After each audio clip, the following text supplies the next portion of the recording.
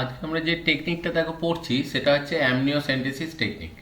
Amniocentesis যে টেকনিকটা রয়েছে সেই টেকনিকটা হচ্ছে অ্যাকচুয়ালি যে কোনো সময় শিশু যখন মায়ের দেহের মধ্যে দিয়ে রয়েছে তখন শিশুর দেহের ক্রোমোসোম সম্পর্কে একটা ধারণা পাওয়া, যাতে অ্যাকচুয়ালি বোঝা যায় যে যে শিশু মায়ের দেহে জন্মগ্রহণ করছে সে কি কোনো জেনেটিক্যাল কোনো ডিজিজ নিয়ে জন্মাচ্ছে কিনা।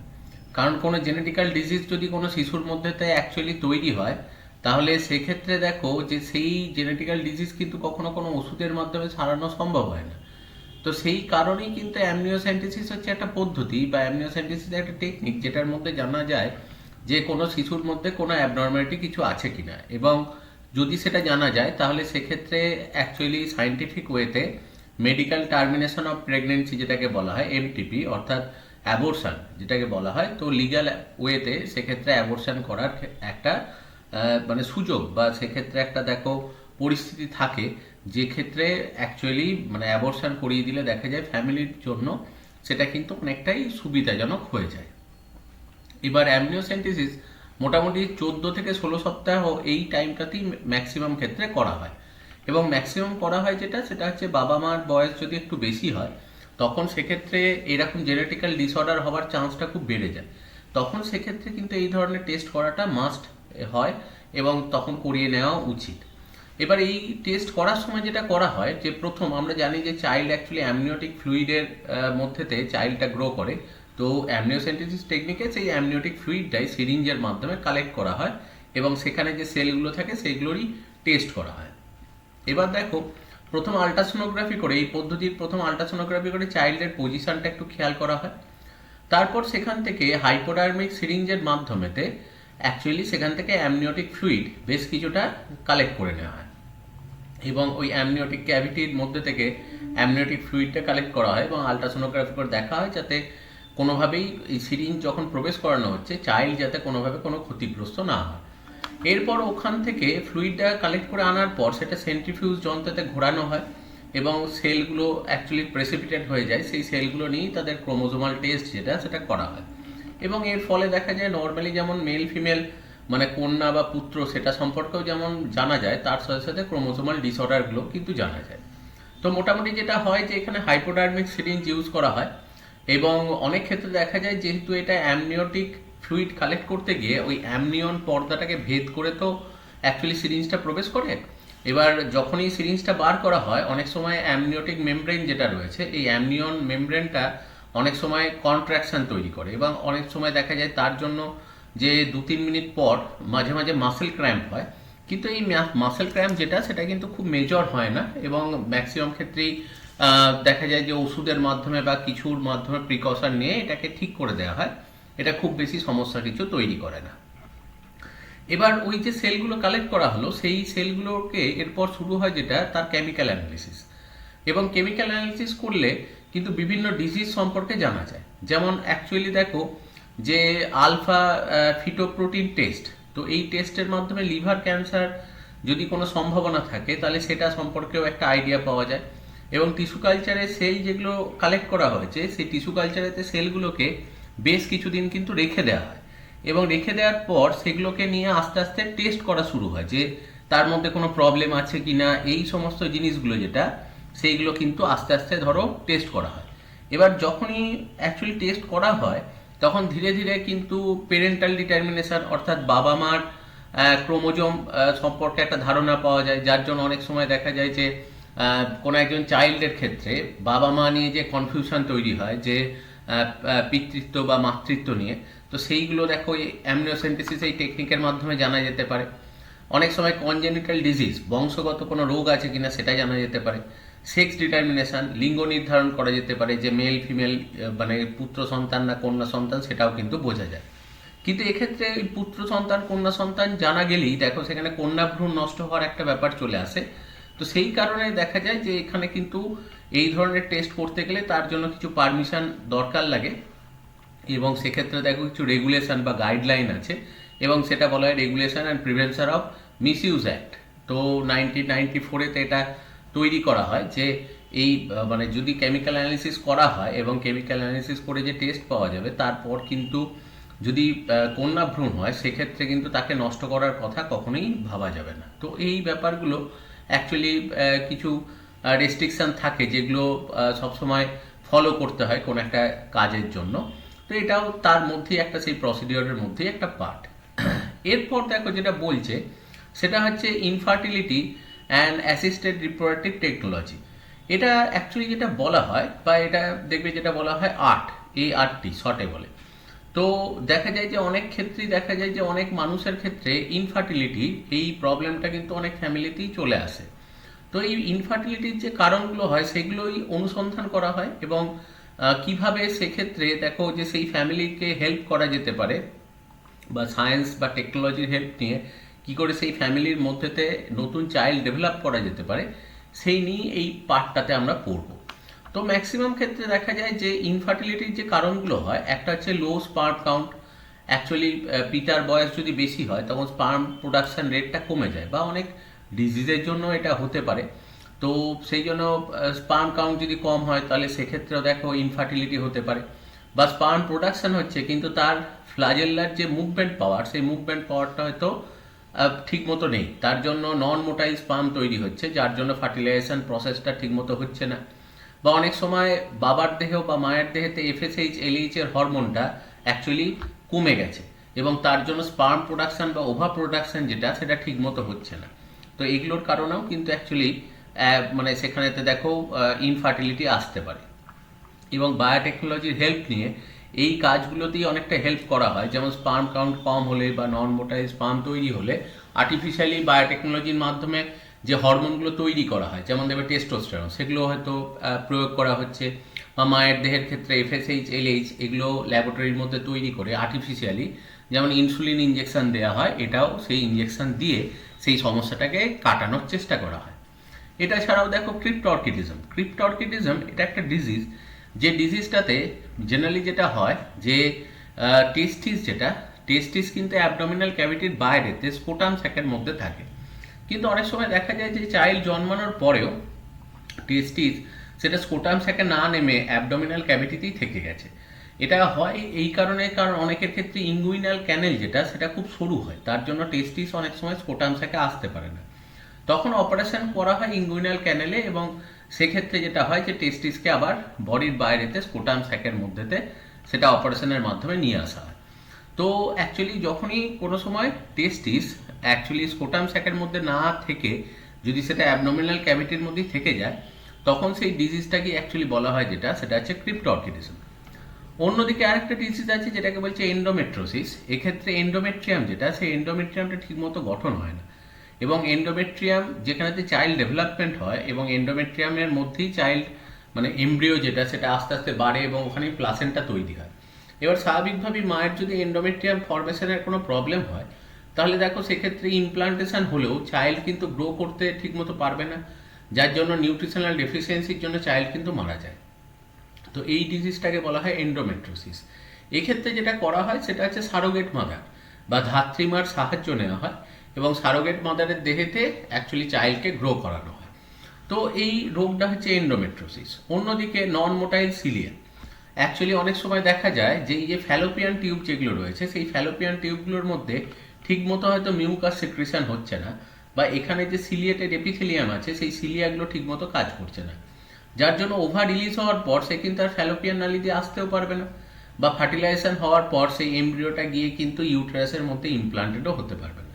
তো এইরকম প্রবলেমের জন্য ইনফার্টিলিটি হতে পারে। আবার অনেক সময় দেখা যায় যে বডির মধ্যে হয়তো এক্সেসিভ অ্যান্টিবডি প্রোডাকশন হচ্ছে, যার জন্য স্পার্ম আর ওভা এগুলো যেহেতু নর্মাল সেল নয়, কারণ এগুলোর ক্রোমোসোম নাম্বার হ্যাপ্লয়েড, অনেক সময় অ্যাবনর্মাল অ্যান্টিবডি স্পার্ম ওভাকে অ্যাটাক করে তাদেরকে নষ্ট করে দেয়। তো সেই অ্যান্টিবডি এক্সেসিভ প্রোডাকশন বা অ্যাবনর্মাল অ্যান্টিবডি প্রোডাকশনের কারণে অনেক সময় কিন্তু ইনফার্টিলিটি যেটা, এটা অনেকের মধ্যেই দেখা যায়। এবার দেখো বেশ কিছু টেকনিক অ্যাকচুয়ালি ইউজ করা হয়, যেগুলোকে বলা হয় রিপ্রোডাক্টিভ টেকনোলজিস, যেগুলো ইউজ করে অ্যাকচুয়ালি এই প্রবলেমগুলোকে কাটানো হয়। তার মধ্যে একটা রয়েছে FSH LH হরমোন টেস্ট, মানে LH হরমোন অ্যাকচুয়ালি ইন্ট্রোডাকশন।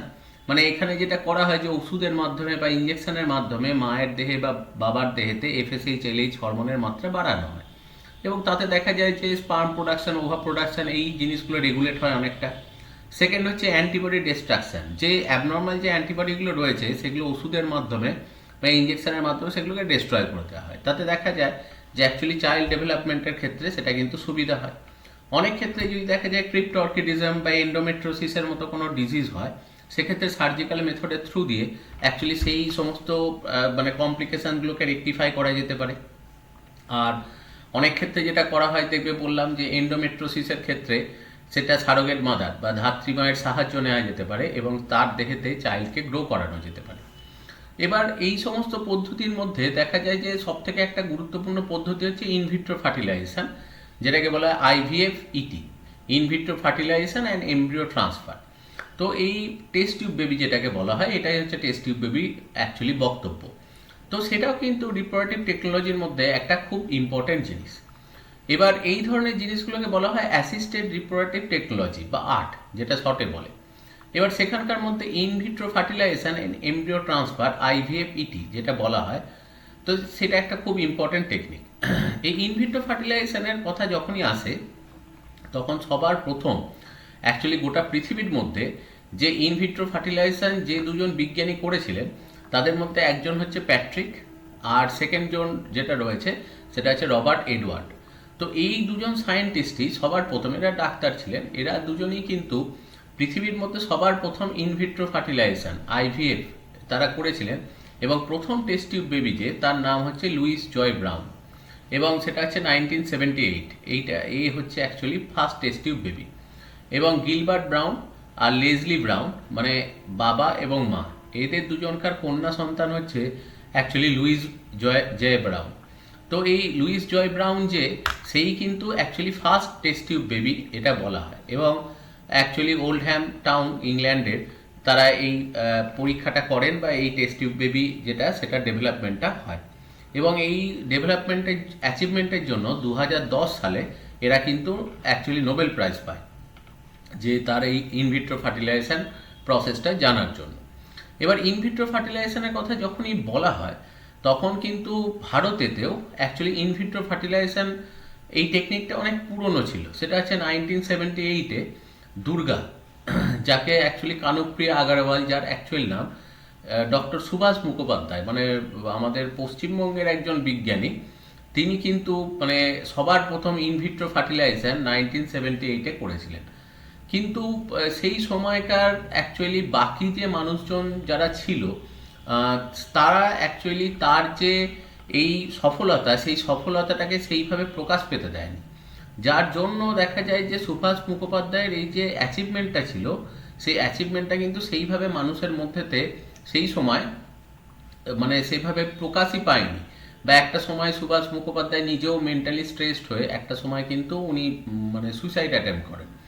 তো এইরকম একটা খুব বেদনাদায়ক ঘটনা ছিল। তো অনেক ক্ষেত্রেই অনেকেরই এটা মনে করেন বা অনেক মানুষজনই এটা মনে করেন যে সেই সময় সুভাষ মুখোপাধ্যায়কে যদি অ্যাকচুয়ালি মানে পলিটিক্যালি কিছুটা সাপ্রেস না করে তাকে যদি একটু ইনফ্লুয়েন্স করা হতো, তাহলে হয়তো এই নোবেল প্রাইজ যেটা টেস্ট টিউব বেবির জন্য, সেটা হয়তো কোনো একজন ভারতীয় বা একজন বাঙালির সেই প্রাইজটা হতে পারতো। তো যাই হোক, সেটা অন্য রকমের কথা বা অন্য ধরনের ধারণা, সেগুলো আমাদের পড়ার সাথে খুব একটা রিলেটেড জিনিস নয়। তো তবুও কিছু জিনিস জানার প্রয়োজন আছে। তো পরবর্তী ক্ষেত্রে ভারতে কুমারী হার্ষা বলে একজনকার কথা আবার হয়, যেটা হচ্ছে বোম্বেতে কেইএম হসপিটালসের মধ্যেতে, আমাদের ভারতেতে আবার মুম্বাইয়ের মধ্যে টেস্ট টিউব বেবি হয়। এবং এটাও একটা সফলতার একটা নিদর্শন যে টেস্ট টিউব বেবি। তো এই ইনভিট্রো ফার্টিলাইজেশন যে টেকনিকটা, সেটাতে অ্যাকচুয়ালি যেমন বাইরের দেশের সাথে সাথে ভারতেরও কিন্তু কন্ট্রিবিউশন যথেষ্ট ভালো। এবার এই ইনভিট্রো ফার্টিলাইজেশন যে টেকনিকটা হয়, সেই টেকনিকটার পরপর কতগুলো স্টেপ আছে। প্রথমেই যেটা করা হয়, যে প্রথমেই যেটা করতে হয় সেটা হচ্ছে ওভা কালেক্ট করতে হয়। ওভা কালেক্টের জন্য প্রথমেই মায়ের দেহেতে এফএসএইচ, এলএইচ, এইচসিজি এই হরমোনগুলো প্রচুর পরিমাণে দেহের ভেতর প্রবেশ করানো হয়, যাতে এফএসএইচ, এলএইচ এবং এইচসিজি হিউম্যান কোরিওনিক গোনাডোট্রপিন এটা ওভা ডেভেলপমেন্টে অ্যাকচুয়ালি হেল্প করে। এবং ওভা ডেভেলপমেন্ট হেল্প করার পর যখনই অ্যাকচুয়ালি ওভিউলেশন হয়, ম্যাচিওর ওভার যখনই ওভিউলেশন হয়, তখনই সেই মানে অ্যাকচুয়ালি ওভাকে সেটা কিন্তু কালেক্ট করা হয়, এবং ওই ওভা যখনই রিলিজ হলো সেই ওভাটাকে কালেক্ট করা হয়, এবং সেই ওভাটাকে কালেক্ট করার সময় অনেক সময় ব্লাড লস হতে পারে। তো সেই জন্য ওখানে হেপারিন দেওয়া হয় যাতে ব্লাড ক্লটিং না হয়, কারণ ব্লাড ক্লটিং হলে কিন্তু ওভার চারপাশেতে ক্লট হয়ে গেলে ওভাগুলো নষ্ট হয়ে যেতে পারে। এরপর তার ওভাটাকে কালেক্ট করে নিয়ে চলে আসা হয়, যেটা মানে কালেক্ট করে নিয়ে এসে সেটাকে অ্যাকচুয়ালি কালচার মিডিয়ামের মধ্যে অ্যাগারজেল কালচার মিডিয়ামে ওভাটাকে রেখে দেওয়া হয়, এবং মোটামুটি 5 থেকে 15টার মতো ওভা অর এগ কালেক্ট করা হয়, এবং তাকে 5 থেকে 10 ঘন্টা প্রায় 37°C টেম্পারেচারের মধ্যে রেখে দেওয়া হয়। এরপর অ্যাকচুয়ালি স্পার্ম কালেক্ট করা হয়, এবং স্পার্ম কালেকশনের পরই ওই স্পার্ম যেগুলো রয়েছে সেটা মেল রিপ্রোডাক্টিভ সিস্টেম থেকে ওটা কালেক্ট করা হয়, এবং তারপরেই ওটা মোটামুটি স্পার্মগুলোকে 30 থেকে 60 মিনিটের জন্য 75°C ওটাকে স্টোর করে রাখা হয়, এবং সেন্ট্রিফিউজ করে অনেক সময় স্পার্মগুলোকে প্রেসিপিটেট করে নেওয়া হয়, এবং সেটা কালেকশনে সুবিধা হয়। এরপর যেটা করে যে টেস্ট মানে অ্যাকচুয়ালি একটা কন্টেনার বা কালচার মিডিয়ামের মধ্যেতে প্রায় দেখা যায় যে ওভাগুলোকে রাখা হয়, এবং তার সঙ্গে সঙ্গে প্রায় 40 থেকে 90,000 স্পার্মস সেগুলোকে ওর সাথে রেখে দেওয়া হয়, এবং 10 থেকে 12 ঘন্টা সময় দেওয়া হয় ফার্টিলাইজেশনের, এবং তার মধ্যেই দেখা যায় যে অ্যাকচুয়ালি ফার্টিলাইজেশন প্রসেস যেটা সেটা হয়ে যায়। এবার অনেক ক্ষেত্রে আবার দেখা যায় যেটা করা হয় সেটা হচ্ছে ইন্ট্রাসাইটোপ্লাজমিক স্পার্ম ইনজেকশনের থ্রু দিয়ে ওভার ভেতরে স্পার্মগুলোকে ঢুকিয়ে দেওয়া হয় ওভার কভারিংয়ের ভেতরে, এবং মাইক্রো ইনজেকশন টেকনিকে এই পদ্ধতিতে এটা হচ্ছে ইনভিট্রো ফার্টিলাইজেশন আর্টিফিশিয়ালি করা হচ্ছে, তাতে দেখা যায় যে সফলতার চান্স অনেক বেশি থাকে, এবং অনেক সময় স্পার্ম বা ওভা এগুলো কালেক্ট করার পর সেগুলোকে ক্রায়ো প্রিজার্ভেশনে রেখেও দেওয়া যেতে পারে ভবিষ্যতের জন্য। তো যখন স্পার্ম কালেক্ট করা হয় এবং সেটাকে রেখে দেওয়া হয় সেটাকে বলা হয় স্পার্ম ব্যাংক, যদি ওভা কালেক্ট করে রেখে দেওয়া হয় তখন সেটাকে ওভাম ব্যাংক বলা হয়। এবার তারপর যেটা হয় যে ফার্টিলাইজেশন হওয়ার পর ওটা 2 থেকে 3 দিন ওটাকে রেখে দেওয়া হয় কালচার মিডিয়ামে, এবং কালচার মিডিয়ামে আস্তে আস্তে জাইগোট যেটা সেটা ধীরে ধীরে মরুলা ব্লাস্টুলা এই স্টেজেতে এসে পৌঁছায়। এবার এই ব্লাস্টুলা স্টেজটা যখন আসে, এই ব্লাস্টুলা স্টেজটাতেই কিন্তু সারোগেট মাদার বা ধাত্রীমা যার দেহেতে চাইল্ডটা গ্রো করবে তার দেহের ইউটেরাসের এন্ডোমেট্রিয়ামের মধ্যেতে এই ব্লাস্টুলা যে স্টেজটা এটাই ইমপ্লান্টেড করা হয়, কারণ কালচার মিডিয়ামে ব্লাস্টুলার পরবর্তী দশায় কিন্তু আর যাবে না, কারণ এরপরে পুরোটাই হরমোনাল রেগুলেশন হয়, এবং আস্তে আস্তে সেখানেতে প্লাসেন্টা ফর্মেশনের ব্যাপার থাকে। তো সেই কারণে এই অবস্থাতেই এটা ট্রান্সফার করে দেওয়া হয় সারোগেট মাদারের দেহেতে, এবং সারোগেট মাদারের দেহেতেই সে কিন্তু ধীরে ধীরে বাড়তে থাকে। এবং এক্ষেত্রে যেটা বলা হয় সেটা হচ্ছে জাইগোট ইন্ট্রাফ্যালোপিয়ান ট্রান্সফার। এবার দেখো ফার্টিলাইজেশনের পর অনেক সময় যেমন বললাম যে ব্লাস্টুলা স্টেজটা এন্ডোমেট্রিয়ামে দেওয়া হয়, এবার কোনো কোনো ক্ষেত্রে এমন হয় যে জাইগোট যেই তৈরি হয়েছে ফার্টিলাইজেশন ইনভিট্রো ফার্টিলাইজেশনের পর যে জাইগোটটা তৈরি হচ্ছে সেটা আরও প্রিভিয়াস স্টেজে জাইগোট তৈরি হওয়ার সাথেই সেটা ফ্যালোপিয়ান টিউবের মধ্যে সারোগেট মাদারের ফ্যালোপিয়ান টিউবের মধ্যে যদি ট্রান্সফার করে দেওয়া হয় তখন ওটাকে বলা হয় জাইগোট ইন্ট্রাফ্যালোপিয়ান ট্রান্সফার, ওটা শর্টে বলা হয় জিফট। এবং কোনো কোনো ক্ষেত্রে আবার দেখা যায় যে স্পার্ম কালেক্ট করে ইনভিট্রো ফার্টিলাইজেশন না করে স্পার্ম কালেক্ট করে হয়তো বাবার ক্ষেত্রে হয়তো দেখা যাচ্ছে যে তার স্পার্ম প্রোডাকশনে কোনো প্রবলেম রয়েছে, তাহলে সেক্ষেত্রে স্পার্ম আর্টিফিশিয়ালি কালেক্ট করা হলো, এবং মা স্বাভাবিক তখন সেই স্পার্মটাকে ডাইরেক্টলি ইনজেকশনের থ্রু দিয়ে মায়ের ফ্যালোপিয়ান টিউবের মধ্যেতে প্রবেশ করিয়ে দেওয়া হলো, তখন সেটাকে বলা হয় গ্যামেট ইন্ট্রাফ্যালোপিয়ান ট্রান্সফার। আর যদি কোনো সময় জাইগোট অ্যাকচুয়ালি ফ্যালোপিয়ান টিউবেতে ট্রান্সফার করা হয় তখন সেটাকে বলা হয় জাইগোট ইন্ট্রাফ্যালোপিয়ান ট্রান্সফার। এই দুটো ডিফারেন্স খুব আসে, অ্যাকচুয়ালি এখানে গ্যামেট ট্রান্সফার করা হচ্ছে, এখানে জাইগোট ট্রান্সফার করা হচ্ছে। গ্যামেট ট্রান্সফারে কিন্তু ফার্টিলাইজেশন ঘটবে মায়ের দেহের ভেতর, আর জাইগোট ইন্ট্রাফ্যালোপিয়ান ট্রান্সফার কিন্তু ফার্টিলাইজেশন দেহের বাইরে ঘটছে ইনভিট্রো ফার্টিলাইজেশন, আর দেহের ভেতরে ফার্টিলাইজেশন হলে সেটাকে বলা হয় ইন ভিভো ফার্টিলাইজেশন। তো গিফটে কিন্তু ইন ভিভো ফার্টিলাইজেশন হবে, আর জিফটে যেটা হবে সেটা কিন্তু ইনভিট্রো ফার্টিলাইজেশন হবে, টেস্ট টিউব বেবি যেটাকে বলা হয়। এটা ছাড়াও অনেক সময় দেখা যায় যে অ্যাকচুয়ালি স্পার্ম নিয়ে সেটা হয়তো ইউটেরাসের মধ্যেতেও প্রবেশ করানো যেতে পারে। তো যদি কোনো সময় স্পার্ম নিয়ে ইউটেরাসের মধ্যে প্রবেশ করানো হয় তখন সেটাকে বলা হয় ইন্ট্রা ইউটেরাইন ইনসেমিনেশন বা আইইউআই। তো এইটাও একটা পদ্ধতির মধ্যে পড়ছে। কোনো সময় দেখা যায় যে হয়তো মানে ইনভিট্রো ফার্টিলাইজেশন করা হচ্ছে, সেখানে ওভার মধ্যেতে মাইক্রো ইনজেকশন করে সেখানে স্পার্মটাকে প্রবেশ করানো হচ্ছে। এবার স্পার্মটাকে প্রবেশ করানোর সময় যদি ওভার চারপাশে পেরিভাইটালাইন যে স্পেস থাকে সেইখানে যদি মাইক্রো ইনজেকশন দিয়ে অ্যাকচুয়ালি স্পার্মটাকে প্রবেশ করানো হয় তখন সেটাকে বলা হয় যে মাইক্রো ইনসেমিনেশন স্পার্ম ট্রান্সফার, বা এটাকে শর্টে বলা হয় মিস্ট, MIST। আর যদি কোনো সময় দেখা যায় যে অ্যাকচুয়ালি স্পার্মটাকে নিয়ে ওভার জোনা পেলুসিডা লেয়ারেতে মাইক্রো ইঞ্জেকশনের মাধ্যমে দেওয়া হচ্ছে, তখন সেটাকে যেটা বলে সেটা হচ্ছে ইন্ট্রাসাইটোপ্লাজমিক স্পার্ম ইঞ্জেকশন। এটা এই মানে সেইটাও কিন্তু আর একটা পদ্ধতি এখানেতে রয়েছে। এবার এই ক্ষেত্রে যেটা রয়েছে সেটা হচ্ছে মাইক্রো ইনসেমিনেশন স্পার্ম ইঞ্জেকশন, এটা একটা পদ্ধতির কথা দেখো বলছে, যেটাকে আমরা অ্যাকচুয়ালি MIST, যেটা দেখো মিস্ট আমরা বলছি। আর সেকেন্ড যেটা রয়েছে সেটা হচ্ছে ইন্ট্রাসাইটোপ্লাজমিক স্পার্ম ইঞ্জেকশন। তো এইটার কিন্তু এটা টার্মটা ভুল লেখা আছে, এটা মিস্ট নয়, এটা ইন্ট্রাসাইটোপ্লাজমিক স্পার্ম ইঞ্জেকশন যেটাকে বলছে। তো এটা ISI বলা যেতে পারে বড়জোর। তো এইটা দেখো অ্যাকচুয়ালি মানে সেইটা হচ্ছে মানে যখন জোনা পেলুসিডা লেয়ারেতে অ্যাকচুয়ালি স্পার্ম ইঞ্জেকশনটা করা হচ্ছে সেটা। এই মিসটা এখানেতে আসাটা টাইপিং মিস্টেক। তো এই হচ্ছে অ্যাকচুয়ালি দেখো যে মানে আর্ট যেটাকে বলছে যে মানে তোমার যে মানে ফার্টিলাইজেশনের জন্য যে বিভিন্ন আর্টিফিশিয়াল যে মেথডগুলো রয়েছে, যেটাকে বলছে অ্যাসিস্টেড রিপ্রোডাক্টিভ টেকনোলজিস। তো এই হচ্ছে সেই পদ্ধতি, যে পদ্ধতিগুলোর কথা আমরা দেখো পড়লাম, যেটাই ইনভিট্রো ফার্টিলাইজেশনের বিভিন্ন ভেরিয়েন্ট যেগুলো, সেই ভেরিয়েন্টগুলো।